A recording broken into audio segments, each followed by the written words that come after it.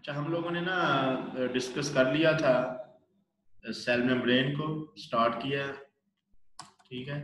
आज हम लोग स्टार्ट करेंगे, हमारा टॉपिक होगा साइटोप्लाज्म एंड इट्स ऑर्गेनेलिस, ठीक है। तो सबसे पहले हम लोग डिस्कस करेंगे साइटोप्लाज्म को। साइटोप्लाज्म की अगर हम डेफिनेशन करें तो आप लोगों ने जो एफएससी लेवल पर पढ़ी होगी वो ये होगी, it is the portion of the cell that is present between the nucleus and the cell membrane या plasma membrane, ठीक है। तो आप ऐसे भी डेफिनेशन कर सकते हैं, या हम लोग इसकी डेफिनेशन ये जो लिखी हुई है कि it consist of all the cellular contents inside the plasma membrane except for the nucleus. अच्छा, बात हम लोग टेक्निकली न्यूक्लियस को साइटो ऑर्गेनेली ही कहते हैं, लेकिन चूंकि इसको डिटेल से डिस्कस करना है इसको सेपरेटली हम लोग रखते हैं, ये इसलिए इसको साइटोप्लाज्म में शामिल नहीं करते। तो बेसिकली जैसे मैंने आपको लास्ट टाइम भी बताया था, साइटोप्लाज्म के टू कंपोनेंट्स हैं, साइटोसोल एंड ऑर्गेनेलिस। और साइटोसोल जैसे मैंने आपको कल भी बताया था, साइटोसोल बेसिकली एक इंट्रासेलुलर, जो हम लोग कहते हैं इंट्रासेलुलर कंपार्टमेंट सेल का, वो साइटोसोल होगा, या इंट्रासेलुलर फ्लूइड जो है सेल का, वो साइटोसोल होगा। ऑर्गेनेलिस की डेफिनेशन क्या है? These are the tiny structures that perform different function in the cell. इसको हम लोग डिस्कस करेंगे। सबसे पहले हम लोग डिस्कस करेंगे साइटोसोल को। तो साइटो का मतलब जहां पर भी आ गया ना, तो इसका मतलब आपने लेना सेल, ठीक है। तो ये सोल का मतलब सोल्यूशन, तो साइटोसोल मतलब ये सेल का सोल्यूशन है, जिसको मैंने आपको कल भी बताया था इंट्रासेलुलर फ्लूइड भी कहते हैं। तो इसको टू वर्ड्स में अगर आप डिवाइड करें तो ज्यादा आसान होगा इसको समझना। साइटो मीन सेल या साइटोप्लाज्म, सोल मतलब सोल्यूशन। तो जितना भी सोल्यूशन जो है सेल के अंदर वो साइटोसोल होगा। It is the fluid portion of the cytoplasm that surrounds organelles। Organelles के गिर्द होगा, ऑर्गेनेलिस के अंदर वाला जो फ्लूइड होगा उसको हम साइटोसोल में शामिल नहीं करेंगे। It constitutes about 55% of total cell volume। तो टोटल सेल का वॉल्यूम अगर हम देखें तो सिर्फ 55% जो है वो सिर्फ साइटोसोल होता है, और इस साइटोसोल के अंदर 75 to 90% जो है वाटर होता है। इसके अलावा इसमें कुछ डिसॉल्व्ड एंड सस्पेंडेड कंपोनेंट्स होते हैं साइटोसोल का। वो कौन से होते हैं?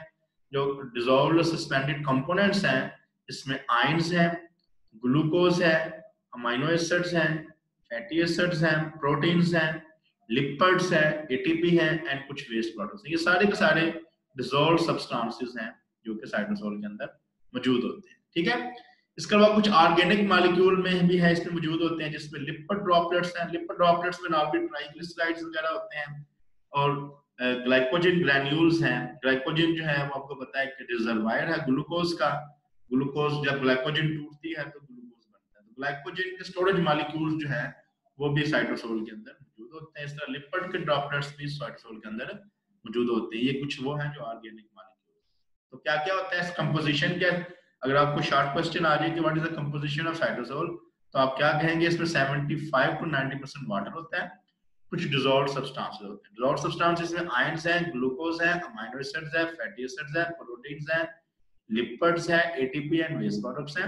कुछ ऑर्गेनिक मॉलिक्यूल्स होते हैं जिसमें ट्राइग्लिसराइड्स हैं और glucose storing compound glycogen. Cytosol का फंक्शन क्या है? अगर आपको पूछा जाए कि what is the function of cytosol, तो it is a site of many chemical reactions for a cell's existence. बहुत सारे केमिकल रिएक्शन इसमें होते हैं। अगर आपको याद हो, फर्स्ट ईयर में आपने बायोएनर्जेटिक्स का चैप्टर बायोलॉजी में पढ़ा होगा, तो उसमें आप लोगों ने डिस्कस किया होगा कि जो ग्लाइकोलाइसिस का, ठीक है। तो ग्लाइकोलाइसिस जो है उसमें वो जो है वो साइटोप्लाज्म के अंदर होती है।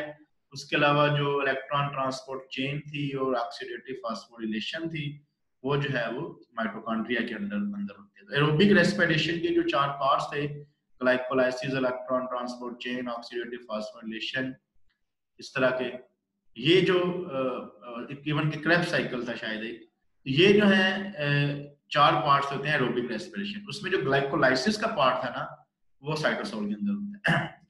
इसके अलावा इसमें मुख्तलिफ किस्म के एंजाइम्स होते हैं। साइटोसोल कैटलाइज न्यूमरस मुख्तलिफ किस्म की केमिकल रिएक्शन जो हम डिस्कस किए हैं, वो हम लोग वहां पे जाके पढ़ेंगे कि वो केमिकल रिएक्शन की मौजूदगी में होते हैं, that release and capture energy to drive cellular activity. अब इनका फायदा क्या है इन रिएक्शंस का, कि इस सेल को एनर्जी प्रोवाइड करते हैं और सेल के मुख्तलिफ काम करने में उनको मदद देते हैं।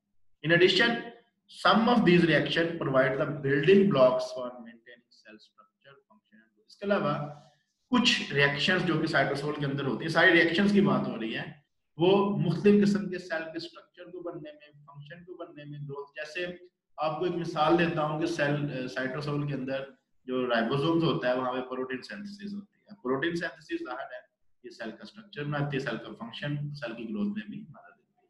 ठीक है, अब प्रोटीन्स बनने के लिए जो ट्रांसफर आरएनए है, जितनी भी चीजें हैं, ये साइटोसोल के अंदर मौजूद होते हैं। उसके अलावा सेल का ऑर्गेनेली तो नहीं इसको हम लोग कहेंगे, ये इसको हम लोग कहते हैं सेल का एक ढांचा होता है जिसे साइटोस्केलेटन कहते हैं। याद रखिए कि इसको हम लोग ऑर्गेनेलिस में शामिल नहीं करते। It is a network of protein filaments that x tends through out the cytosol. ये साइटोसोल के अंदर फैला होता है ये साइटोप्लाज्म के अंदर है, लेकिन चूंकि इसका स्ट्रक्चर इस तरह का होता है कि ऑर्गेनेलिस की डेफिनेशन में पूरा नहीं होता, इसको हम इसको साइटोस्केलेटन ही कहेंगे। In order of the increasing diameter के इंक्रीज के लिहाज से इसको हम 3 में डिवाइड करते हैं, microfilaments, intermediate filaments and microtubules. यानी कि सबसे छोटा माइक्रोफिलामेंट होगा, उससे बड़ा इंटरमीडिएट फिलामेंट होगा, और सबसे बड़ा क्या होगा, माइक्रोट्यूब्यूल्स। तो सबसे पहले हम लोग डिस्कस करेंगे microfilaments. These are the thinnest of these three, जितने भी अभी डिस्कस किए हैं माइक्रोफिलामेंट्स, इंटरमीडिएट फिलामेंट्स और माइक्रोट्यूब्यूल में जो सबसे पतला होगा, सबसे छोटा होगा, वो क्या होगा, माइक्रोफिलामेंट्स। नॉर्मली ये कहता है present at the periphery composed of actin and myosin protein. इसके अंदर मेन चीज होती है वो ये दो मेजर प्रोटीन होते हैं जो हमारे मसल सेल्स के अंदर मौजूद होते हैं, एक्टिन एंड मायोसिन। अब एक्टिन और मायोसिन का फंक्शन आप लोगों ने एफएससी लेवल पे भी पढ़ा होगा, these are involved in the muscle contraction. इसके अलावा और माइक्रोफिलामेंट्स के क्या काम है, it involved in the cell division, cell की तकसीम में, एंड सेल की इंटरनल लोकोमोशन में इसका मदद। तो मेन फंक्शन जो है माइक्रोफिलामेंट्स का, एक मूवमेंट है, और दूसरा इसका जो फंक्शन है involved in the mechanical support. ये सेल को बहुत ज्यादा हद तक मैकेनिकल सपोर्ट देता है, that is responsible for basic strength and shapes of the cell.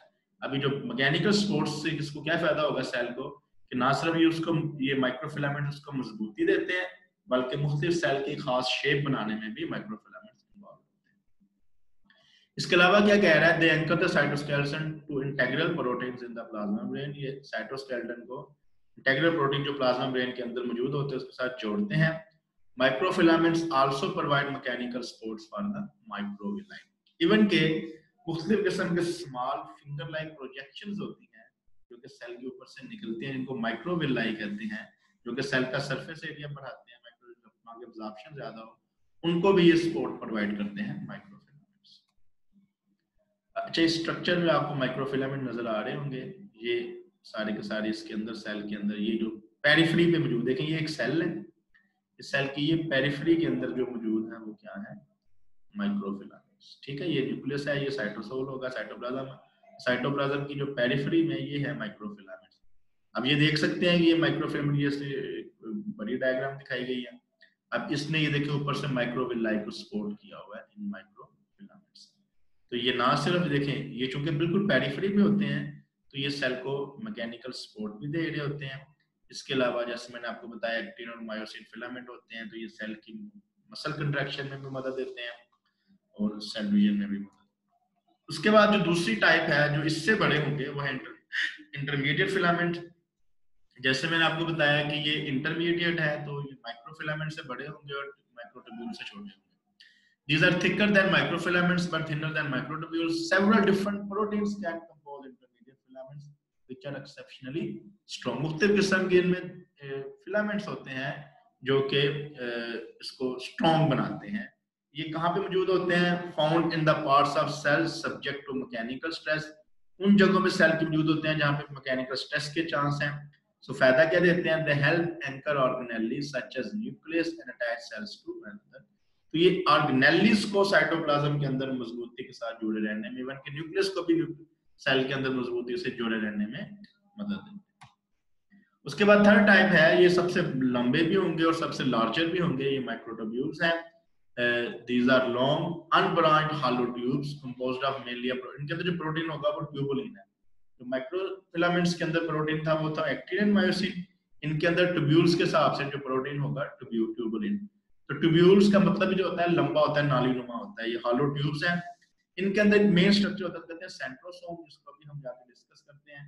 The centrosome serves as an initiation site for the assembly of the macrotubules. तो हम लोग पूछ सकते हैं कि माइक्रोट्यूब यार ये कौन ड्राइंग कर रहा है इसके ऊपर, ये बच्चे मुझे पता चल जाता है कौन ड्राइंग कर रहा है और बाद में मैं इसका बहुत बुरा इलाज करूंगा।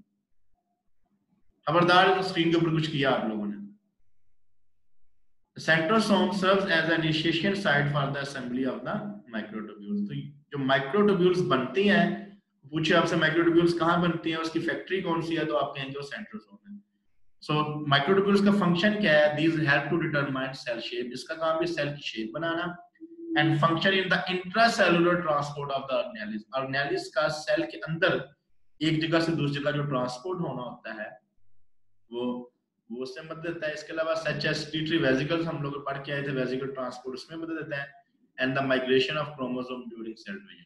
अब सेल डिवीजन अगर आपको याद होगा उसमें आप देखा होगा कि क्रोमोसोम जो है वो एक एंड से दूसरे एंड की तरफ जो है माइग्रेट करते हैं। पहले दोनों साइडों पे होते हैं, फिर वहां से दूसरी साइड में माइग्रेट करते हैं। उनमें माइग्रेशन में भी जो है ना वो माइक्रोट्यूब्यूल्स इन्वॉल्व होते हैं। They also participate in the movement of specialized cell projection such as cilia and flagella. अब आगे जाके दोबारा इसको डिस्कस करेंगे कि सीलिया और फ्लैजिला भी सेल के अंदर मौजूद होते हैं, ये उसकी मूवमेंट में भी माइक्रोट्यूब्यूल्स से मदद देते हैं। अच्छा, ये आपको नजर आ रहे हैं, जैसे मैंने आपको बताया था जो माइक्रोफिलामेंट्स था वो तो पेरिफेरी पे थे ना, इसके अलावा जो इंटरमीडिएट फिलामेंट है वो सेल के अंदर, ठीक है, ये सेल के अंदर है और उसका जो बेसिक फंक्शन मैंने आपको बताया था, ये ऑर्गेनेल्स को न्यूक्लियस के साइटोसोल के साथ जुड़े रहने में मदद देते हैं। ये इसका स्ट्रक्चर इस तरफ दिखाया गया। उसके बाद थोड़े से जो लार्जर हैं वो है माइक्रोट्यूब्यूल्स, बिल्कुल सेंटर में होगा सेंट्रोसोम जो न्यूक्लियस की पेरिफेरी पे होता है। ये देखिए यहाँ से ये सेंट्रोसोम से सारे के सारे माइक्रोट्यूब्यूल्स जो है वो निकल रहे हैं, ठीक है। तो ये लॉन्ग होते हैं, लार्ज होते हैं, हालो ट्यूब, ये देखिए इसके अंदर हालो हो गया अंदर से, ये अंदर से फिल है और ये जो है अंदर से आप देख सकते हैं हालो ट्यूब्स हैं, ठीक है, लॉन्ग है और लार्ज है। तो अब हम डिस्कस करेंगे नेक्स्ट ऑर्गेनेलिस को। Organelles are the specialised structures within the cell that have characteristic shapes, एक खास किस्म के स्ट्रक्चर है जिनकी अपनी शेप होती है, and perform specific functions in cellular growth, maintenance and reproduction. मुख्तलिफ किस्म के काम है, हम सेपरेट हर एक को डिस्कस करेंगे। Although nucleus is technically an organelle, nucleus बेशक एक organelle है टेक्निकली, क्योंकि ये nucleus सेल मेम्ब्रेन के अंदर होता है, तो टेक्निकली ये ऑर्गेनेल है, लेकिन इसको हम सेपरेट सेक्शन में डिस्कस करते हैं क्योंकि इसकी खास इंपॉर्टेंस है, क्योंकि ये जिंदगी की हमारी लाइफ को डायरेक्ट करते हैं, ठीक है। अब इनको सेपरेटली डिस्कस करेंगे हम लोग। सबसे पहले एक ऑर्गेनेल है सेंट्रोसोम, इसको डिस्कस करेंगे। It is a microtubule organisation. अभी मैंने आपको थोड़ी देर पहले बताया जो माइक्रोट्यूब्यूल्स कहाँ से बनते हैं, माइक्रोट्यूब्यूल्स की जो फैक्ट्री क्या है वो है सेंट्रोसोम। तो सेंट्रोसोम की अगर हम डेफिनेशन करें तो हम लोग ये कहेंगे कि यहाँ से माइक्रोट्यूब्यूल्स बनते हैं। जैसे मैंने आपको पिक्चर में भी दिखाया, ये सेंट्रोसोम है और ये न्यूक्लियस की पेरिफेरी पे मौजूद होते हैं। यहाँ से ये सारे के सारे माइक्रोट्यूब्यूल्स जो है ना इस सेंट्रोसोम से बनते हैं। तो कंसिस्ट ऑफ टू कंपोनेंट, इसके दो कंपोनेंट है, एक पेयर ऑफ सेंट्रियोल्स हैं, इसमें सेंट्रियोल्स जोड़ा मौजूद होता है, और एक पेरीसेंट्रियोलर मैट्रिक्स, और सेंट्रियोल की जो इर्द सेंट्रियोल के गिर्द एक मैट्रिक्स होगा, इसे पेरीसेंट्रियोलर मैट्रिक्स कहते हैं, ये इसका दूसरा कंपोनेंट होगा। दो कंपोनेंट है सेंट्रोसोम के, एक जोड़ा है सेंट्रियोल का और पेरीसेंट्रियोलर मैट्रिक्स। सबसे पहले टू सेंट्रियोल्स की डिस्कस करें। These are cylindrical structures, each composed of 9 clusters of 3 microtubules. ये भी आप लोगों ने FSC लेवल पढ़ा होगा, इसमें टोटल 9 माइक्रोट्यूब्यूल्स होती हैं और हर 9 क्लस्टर्स ऑफ माइक्रोट्यूब्यूल्स होते हैं और हर क्लस्टर में 3-3 माइक्रोट्यूब्यूल यानी ट्रिपलेट्स होते हैं, और हर माइक्रोट्यूब्यूल्स एक दूसरे के ऊपर जो है वो 90 के एंगल पे राइट एंगल्ड होते हैं, इनका long axis. Surrounding the centriole is a pericentriolar matrix which contains hundreds of ring-shaped complexes composed of protein tubulin. इसमें tubulin होती है। These tubulin complexes are the, ये जो tubulin complexes हैं ये फिर वो organizing centers हैं for growth of the mitotic spindle। अब आप लोगों को ये पूछेंगे कि mitotic spindle क्या है, तो ये आप लोगों को FSC रिकॉल करनी पड़ेगी। जब हमने सेल डिवीजन पढ़ा था तो वहां पे हमने पढ़ा था कि मुख्तलिफ किस्म के फाइबर्स जो हैं वो सेंट्रियोल से निकलते हैं, जो कि अपोजिट साइड पे जाके कुछ आपस में मिल जाते हैं और कुछ जाके क्रोमोसोम के किनेटोकोर पॉइंट के ऊपर अटैच होते हैं। तो उस पॉइंट को हम लोग क्या कहते हैं, माइटोटिक स्पिंडल। ये पिक्चर में आपको क्लियर हो जाएगा। ये एक पूरे का पूरा स्ट्रक्चर जो है सेंट्रोसोम कहते हैं। इसके अंदर ये जो टू पेयर ऑफ, एक ये और एक ये सेंट्रियोल है, और ये जो बाहर इसके मैट्रिक्स सा नजर आ रहा है ये आपको पेरीसेंट्रियोल मैट्रिक्स। और ये देखें, ये हर एक के अंदर ये देखें 9 1 2 3 4 5 6 7 8 9 9 ट्रिपलेट्स हैं, 9 ट्रिपलेट्स हैं, और हर ट्रिपलेट दूसरे के ऊपर उसका जो लॉन्ग एक्सिस है वो राइट एंगल होगा। ठीक है, तो एक ये सेंट्रियोल है इस तरह, एक ये सेंट्रियोल है, सेंट्रियोल के बाहर ये पेरीसेंट्रियोल मैट्रिक्स है। इसको अगर हम यहाँ पे देखें तो ये देखें ट्रिपलेट्स जो है ना वो आपको नजर आ रही हैं, हर ट्रिपलेट दूसरे के ऊपर जो है वो 90 का एंगल बना रही है। ठीक है, तो टोटल ये 27 माइक्रोट्यूब्यूल्स जो है इसके अंदर मौजूद होती हैं 9 क्लस्टर्स की शक्ल में, और हर क्लस्टर में 3 यानी कि माइक्रोट्यूब्यूल्स मौजूद होती हैं।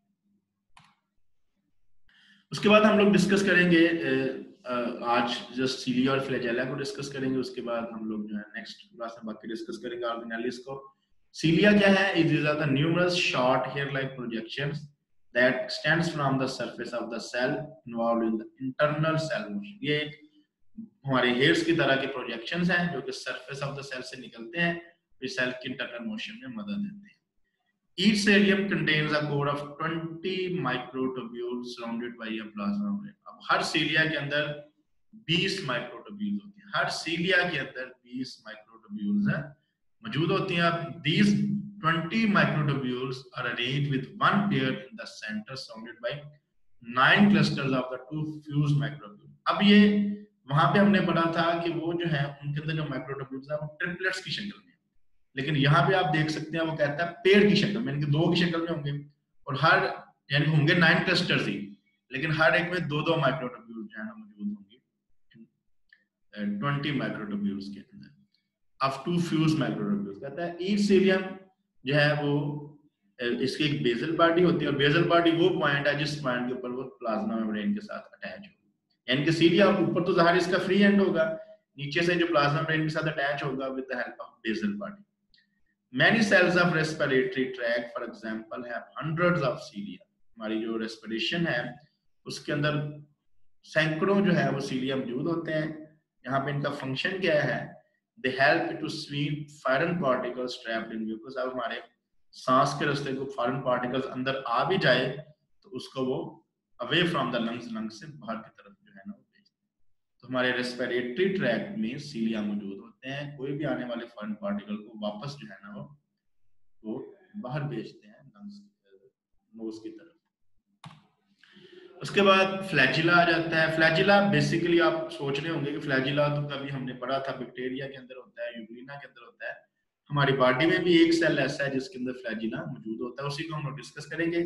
स्ट्रक्चर वाइज ये सिमिलर है सीलिया के, लेकिन फर्क क्या होगा दोनों के स्ट्रक्चर में, ये थोड़ा सा उससे लंबा होगा फ्लैजिला सीलिया के निस्बत। ठीक है, और अगर फ्लैजिला की अगर मूवमेंट की बात करें तो सीलिया जो है वो इंटरनल सेल मोशन करते थे, फ्लैजिला पूरे के पूरे सेल को मूव करता है। ठीक है, एक ही एग्जांपल है हमारे पास फ्लैजिलम की ह्यूमन बॉडी में, क्योंकि हम लोग इंसानों का स्ट्रक्चर पढ़ रहे हैं, इंसानों की एनाटॉमी पढ़ रहे हैं। एक ही फ्लैजिलम है हमारी बॉडी के अंदर, वो है स्पर्म सेल। जो हमारी स्पर्म सेल की टेल है वो फ्लैजिला की बनी होती, फ्लैजिला होता है। उसका काम क्या है? वो propels the sperm towards the ovocyte, उस स्पर्म को ओवसाइड यानी कि फीमेल की बॉडी के अंदर एग की तरफ भेजता है इन द यूट्राइन ट्यूब। ये यूट्राइन ट्यूब फीमेल का रिप्रोडक्टिव स्ट्रक्चर है, हम लोग रिप्रोडक्टिव सिस्टम में इसको डिटेल से पढ़ेंगे। ठीक है, तो दोबारा बता रहा हूँ कि एक ही फ्लैजिला हमारी एक तो नहीं, एक ही ऐसा सेल है जिसके अंदर फ्लैजिला होता है, वो है स्पर्म, और ये इसको मूवमेंट में मदद देता है, इसको मूव कराता है टुवर्ड्स ओवसाइड, और ये थोड़े से लंबे होते हैं, ये पूरे के पूरे सेल को। ठीक है, ये एक सीलिया और फ्लैजिला दिखाया गया। ये देखिए इसके अंदर ये 20 माइक्रोट्यूब्यूल्स एक सीलिया के अंदर जो है ना वो मौजूद होते हैं, और हर एक डबल्स की शक्ल में होते हैं, एक एक दो। वहां पे आपने ट्रिपलेट्स पढ़े थे, यहाँ पे क्या है? डबल है।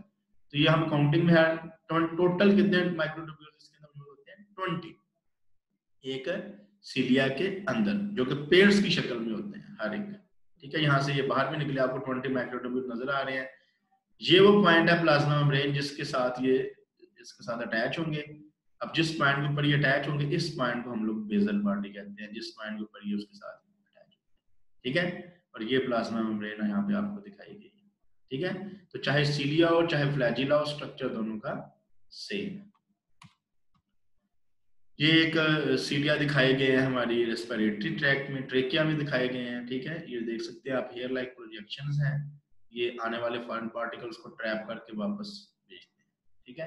ये एक स्पर्म सेल का हमारा जो है ना फ्लैजिलम दिखाया गया, लॉन्ग है काफी ज्यादा, आप देख सकते हैं, निकला ये भी सेल मेम्ब्रेन से ही होगा, और ये इसको मदद करता है वो साइड की तरफ जाने।